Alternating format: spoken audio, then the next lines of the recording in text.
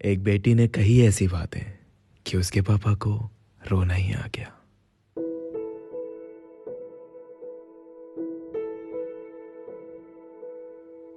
पापा, क्या मैं इस काबिल भी नहीं जो मुझसे एटलीस्ट एक बार ये पूछ लिया जाए कि मैं आपके इस फैसले से खुश हूं या नहीं? बेटियां सबसे ज्यादा करीब अपने पापा की होती हैं और बाप बेटी के इस रिश्ते में एक इतनी सी कन्वर्सेशन की भी गुंजाइश नहीं जो आप मुझसे मेरा रिश्ता तय करने से पहले ये पूछ लें कि मैं इस फैसले से खुश हूं भी या नहीं।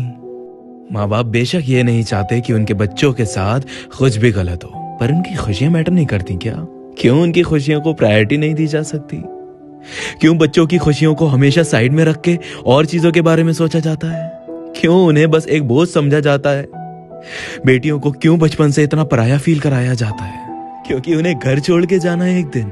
इसीलिए ना बेटियों की खुशियों की कोई अहमियत है और ना ही उनके आंसुओं की।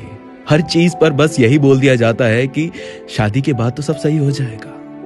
बस ये बोल दिया जाता है कि माँ बाप तो अपने बच्चों को खुश देखना चाहते हैं। अरे अगर चाहते हैं तो क्यों उनकी खुशी जहां हो, जहां से उनके दिल की डोर जुड़ी हो, वहां उन्हें रुखसत करें? क्यों माँ बाप इतने ओवर कॉन्फिडेंट होते हैं कि लव मैरिजेस सिर्फ टूटेंगी ही और अरेंज मैरिजेस सक्सेसफुल ही होंगी? क्या अरेंज मैरिजेस नहीं टूटती हैं? समाज के 4 सवालों से डर डर के अपने बच्चों की खुशियों को सूली पर चढ़ा देते हैं बस। मानती हूं दुनिया ज्यादा देखी है आपने हमसे, लेकिन गारंटी किसी चीज की नहीं होती इस दुनिया में, किसी रिश्ते की नहीं होती। समझ नहीं आता किस तरह की मेंटेलिटी है लोगों की। एक अनजान इंसान के साथ शादी करके पहली ही रात सुहागरात मनाना मंजूर है, लेकिन किसी ऐसे इंसान से शादी करवाना तक मंजूर नहीं जिससे दिल जुड़ा है, जिसे बरसों से जानते हैं, जिसके बिना रह नहीं सकते। अरे आपकी बच्ची जहां खुश है, आप वहां क्यों नहीं उसे खुश रहने दे सकते? क्यों आपको लगता है कि आपकी भेजी हुई जगह पर ही वो खुश रहेगी? आपकी मर्जी से शादी करी और आज ये हाल है कि मेरे और उनके बीच ना कोई अंडरस्टैंडिंग है। आए दिन पिटती हूँ, गालियां खाती हूँ, वो अलग। अब बताइए मुझे, क्या मैं आपको ब्लेम करूं इस सब के लिए? हाँ, करूं मैं ब्लेम? ब्लेम भी नहीं कर सकती। जिन खुशियों की गारंटी दी थी आपने, वो मुझे आज तक नहीं मिली, क्योंकि जिसके साथ खुश थी उससे तो दूर कर दिया, मुझे अलग कर दिया।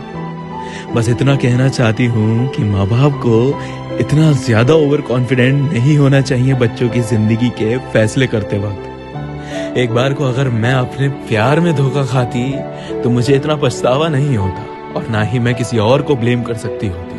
लेकिन इस फैसले से मुझे सिवाय पछतावे और ब्लेम्स के कुछ नहीं हो रहा। मानती हूँ आप कभी नहीं चाहते कि मेरे साथ कुछ बुरा हो, पर जोर जबरदस्ती करके आपने जो भी कुछ किया है उससे सिवाय मेरी जिंदगी बर्बाद होने के कुछ और नहीं हुआ।